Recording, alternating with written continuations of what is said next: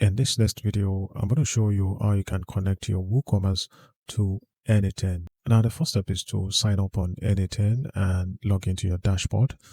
Then click on the plus icon at the top right to open up triggers and workflows. In the search bar, type in WooCommerce. You'll see it pop up. Go ahead and select it. And now you can pick whichever trigger or action that you want. Now, for the sake of this video, I'll choose create a customer. But remember, you can select any options that fits your workflow. Now, the next thing is n8n will ask you to connect your credentials. Now, click select credential, and then create new credential. Here is what you're going to need.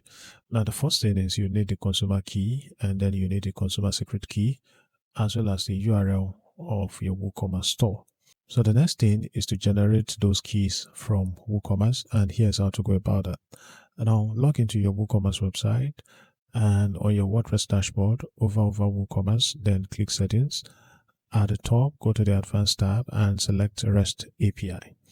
Now click add key, give it a description. For example, you can give it something like API key, select your user and set permissions to read and write. Now click generate API key, then copy the consumer key and paste it into n8n. Do the same with the consumer secret key as well. So finally, you'd want to enter your WooCommerce store URL, that's your website custom domain. Just go ahead and click on save.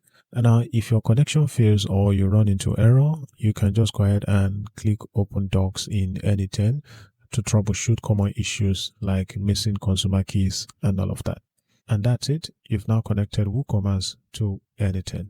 There you have it, guys. Thank you for watching, and I'll see you in the next one.